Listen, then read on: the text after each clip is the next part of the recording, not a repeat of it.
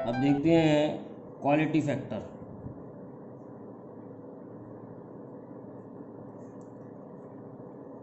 तो quality factor समझने के लिए सबसे पहले z और i का ग्राफ बनाते हैं। z क्या होता है, R square omega L minus 1 omega C का स्क्वायर। z हो गया are square plus 2πf_l minus 1/2πf_c का स्क्वायर। सपोज मैं फ्रिक्वेंसी को 0 रखूँ तो z की वैल्यू आएगी इन्फाइनाइट, क्योंकि ये इन्फाइनाइट हो जाएगा। सपोज मैं फ्रिक्वेंसी को इन्फाइनाइट रखूँ तो ये इन्फाइनाइट हो जाएगा, तब भी z की वैल्यू इन्फाइनाइट आएगी। और z की मिनिमम वैल्यू जब आती है r के बराबर, कब आती है, when xl is equal to xc, यानी जब ओमेगा एल 1/ओमेगा सी के बराबर होगा तो z की वैल्यू मिनिमम आएगी। तो इसका ग्राफ बनाते हैं, कैसा आएगा।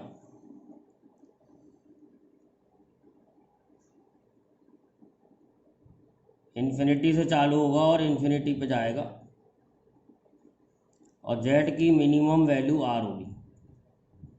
वो भी कब होती है, रेजोनेंस पे। z वर्सेस f का ग्राफ बनाया है, ओमेगा के संग भी एक ही बात है। अगर हम जानते हैं करंट की वैल्यू होती है v/z।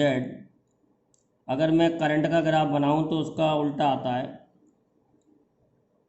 z जब मैक्सिमम होगा तो करंट मिनिमम होगा, और जब z मिनिमम होगा तो करंट मैक्सिमम होगा। करंट की मैक्सिमम वैल्यू क्या होगी, v/z मिनिमम, और z मिनिमम r है, तो करंट की मैक्सिमम वैल्यू v/r होगी। करंट की मैक्सिमम वैल्यू v/r होगी। ये करंट वर्सेस ओमेगा का ग्राफ है, ओमेगा और f कोई भी कह सकते हैं। इस तरीके से हमने z का ग्राफ बनाया है और i का ग्राफ बनाया है। अब हम क्वालिटी फैक्टर को समझेंगे।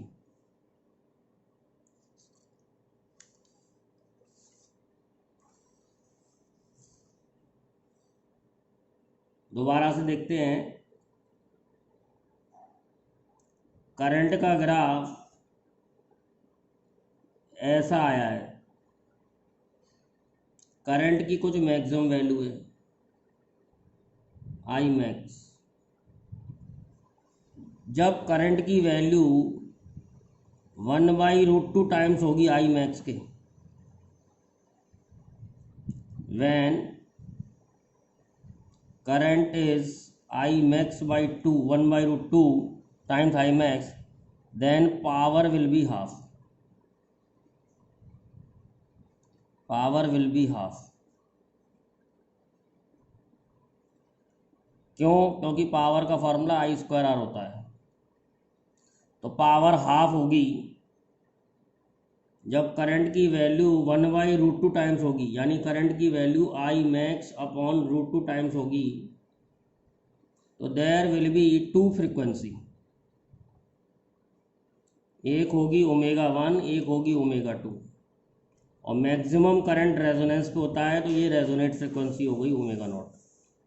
तो ये ग्राफ बनाया है, ω1 एंड ω2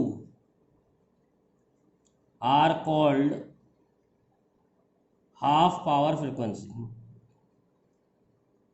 ω1 और ω2 is called half power frequency. निकाल भी सकते हैं ω1 ω2 को।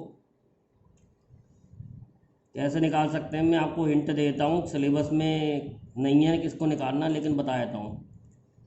z जो है, z आया था r² plus ω_l minus 1/ωc का स्क्वायर। z इतना आया था। जब करंट 1/√2 r होगा, जब करंट 1/√2 होगा तो z की वैल्यू होगी √2r।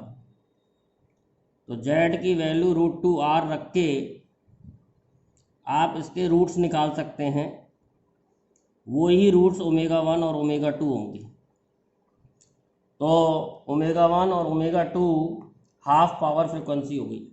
इनका जो डिफरेंस आएगा ओमेगा 2 माइनस ओमेगा 1, ये आता है R/L। इसको कहते हैं बैंडविड्थ,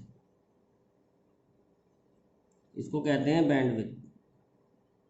तो बैंडविड्थ होता है omega 2 minus omega 1, half power frequency के डिफरेंस को बैंडविड्थ कहते हैं। और ओमेगा 2 ओमेगा 1 इसके रूट्स होंगे, इसके रूट सॉल्व करके ओमेगा 2 माइनस ओमेगा 1 निकालोगे तो R/L आएगा, लर्न कर सकते हो। अब क्वालिटी फैक्टर क्या है?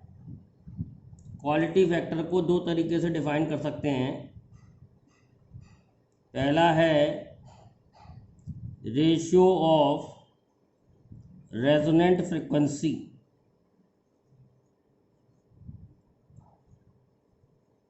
टू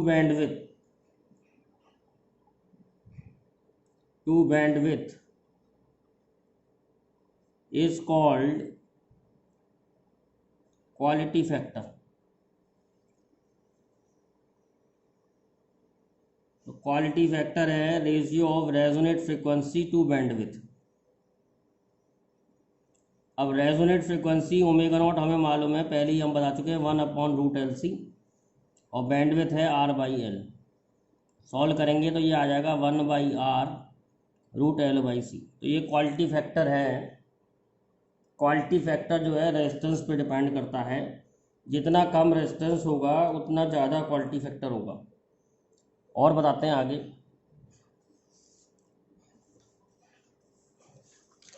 एक और डेफिनेशन है क्वालिटी फैक्टर की। क्वालिटी फैक्टर की एक और डेफिनेशन है। क्वालिटी फैक्टर का एक नाम और है sharpness of resonance. Sharpness of resonance देखते हैं, शार्पनेस ऑफ रेजोनेंस का मतलब क्या है? Ratio of voltage across capacitor और inductor to voltage across resistor at resonance is called quality factor. तो क्वालिटी फैक्टर की ये डेफिनेशन और है, क्या है? वोल्टेज अक्रॉस इंडक्टर और capacitor to voltage across resistor. अब वोल्टेज अक्रॉस इंडक्टर क्या होगा? I इंटू XL, और वोल्टेज अक्रॉस रजिस्टर क्या होगा? I into R। I हो गया, I कैंसिल हो गया, ओमेगा नॉट L XL को लिख दिया क्योंकि रेजोनेंस पे पूछ रहा है, अपॉन R, और ओमेगा नॉट था 1/√LC L अपॉन R। तो क्वालिटी फैक्टर का फार्मूला एक वही आ गया, 1/R√L/C। तो क्वालिटी फैक्टर दो तरह से डिफाइंड है। क्वालिटी फैक्टर से हमें पता कैसे क्या लगता है, जितना ज़्यादा क्वालिटी फैक्टर होगा उतना रेजोनेंस अच्छा होगा। More is the quality factor, more is the quality factor, better is the resonance, better is the resonance. जितना ज़्यादा क्वालिटी फैक्टर होगा उतना ही रेजोनेंस अच्छा होगा। ग्राफ से समझते हैं। देखिए, जैसे मैंने एक रेजिस्टेंस पे बनाया तो कुछ करंट है। अब मैंने रेजिस्टेंस की वैल्यू कम कर दी। रेजिस्टेंस की वैल्यू कम करने से करंट बढ़ जाएगा और पीक है ना शार्प हो जाएगा। ये लेस आर का है, ये मोर आर का है। For less R Q is more, peak is more sharp, peak is more sharp, better is the resonance, better is the resonance. जितना पीक शार्प होगा उतना अच्छा रेजोनेंस होगा, यानी कह सकते हैं जितनी वैल्यू कम होगी आर की उतना अच्छा रेजोनेंस होगा और उतना ही ज़्यादा क्वालिटी फैक्टर होगा। तो क्वालिटी फैक्टर हमें रेजोनेंस के बारे में बताता है कि रेजोनेंस कितना अच्छा हो रहा है।